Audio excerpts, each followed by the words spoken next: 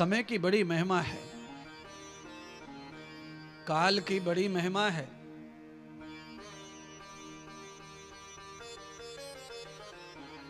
गणना करके समय चुनने की भी बड़ी महिमा है। इसका सबको लाभ होता है। आज भगवान सुखदेव जी ने राजा परीक्षित को और कथा ऐसी सुनाई जिससे राजा को ज्यादा से ज्यादा भक्ति का चांस मिले, राजा की बुद्धि भक्ति में लिप्त हो जाए, रत जाए। ध्रुव की भक्ति, ध्रुव के परिणाम, ध्रुव का चरित्र सुना, राजा परीक्षित में बेहद भगवान के प्रति आसक्ति हो गई। गुरुदेव, ऐसी ही और कथा हो तो वो भी सुना दीजिए। तब भगवान सुखदेव ने एक और परम बालक की कथा सुनाई जिसका नाम है प्रहलाद। ऐसे बालक कैसे पैदा हो जाते, ऐसे बालकों का जन्म कैसे होता है? तो ऐसे बालकों को जन्म देने के लिए मां को चाहिए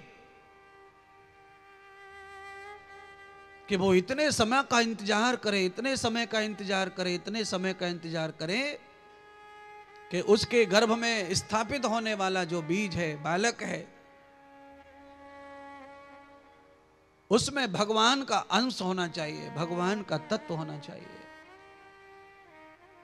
और वो तब होता है जब पति, गर्भाधान करने वाला पति उस अवस्था में परमात्मा का आस्तिक हो, परमात्मा का प्रेमी हो, परमात्मा का भजन करने वाला हो। अंडा खा रहे, मांस खा रहे, दारू पी रहे, गुटखा खा रहे, बच्चे जन्म ले रहे, आशा मत करो कि क्या पैदा होगा, आशा मत करो। केवल एक ही आशा करो कि ये जो कुछ पैदा हो रहा है ये जानवर पैदा होगा और बाद में ये हमला करेगा, हमला।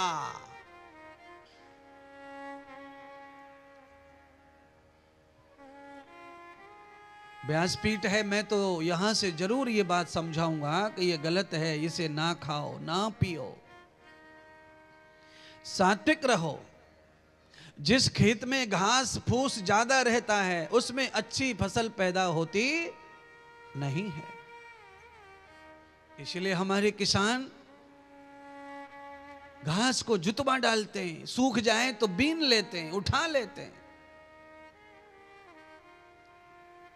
बीज के साथ घास भी अंकुरित होती है, फसल पीली पड़ जाती है, निकम्मी हो जाती है, बेकार हो जाती है।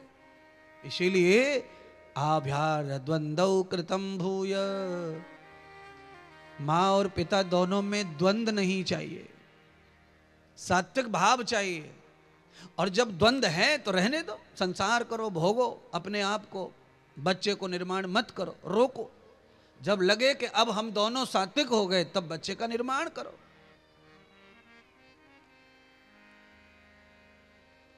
परिणाम भोगना पड़ता है। एक पक्ष हो गया, दूसरा एक और पक्ष बचा है। दूसरा पक्ष यह है कि अगर बीज रोपण करने वाला पुरुष नास्तिक है, अच्छा नहीं है, और मां चाहती है कि बालक उत्तम हो, भगवान को पाने वाला हो, श्रेष्ठ हो, सृष्टि पे नाम कमाने वाला हो, उसकी जय जयकार हो, तो ऐसी मां को चाहिए कि ऐसे पिता का भाव छोड़कर भगवान, किसी अच्छे परमात्मा के सानिध्य में अपने जीवन को आस्तिक बना दे।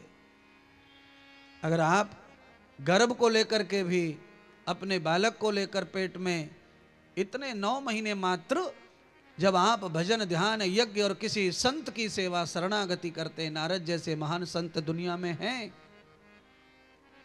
आपके गर्भ में भी प्रहलाद ही पैदा होगा 9 महीने के अंदर। वो धीरे धीरे प्रहलाद बनता रहेगा, बनता रहेगा, बनता रहेगा। अब प्रहलाद बालक बने कैसे? गर्भवती महिलाओं की तो हर रोज नई फरमाइश, और फरमाइश तो पूरी करनी ही पड़ती है, घर में रहना है पति को तो। हेलो बोलो,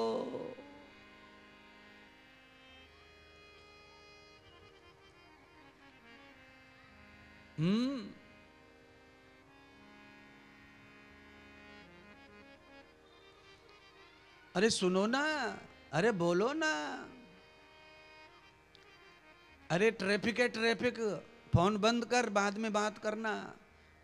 नहीं नहीं नहीं, यहीं सुनो। पति घबरा गया, बोलो बोलो बोलो बोलो। तो कहा वो चौराहे पे नहीं है गुड्डू चाट वाला, वहां से न चाट ले आना, पैक करवा के ले आना।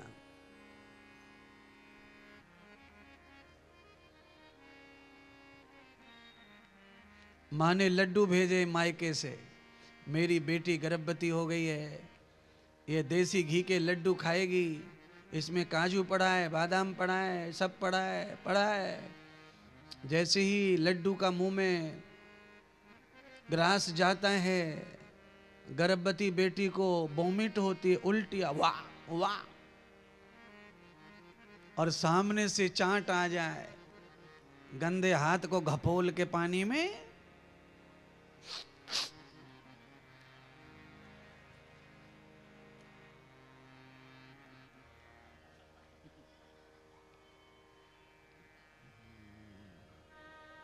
हाइजीनिक हाथ है।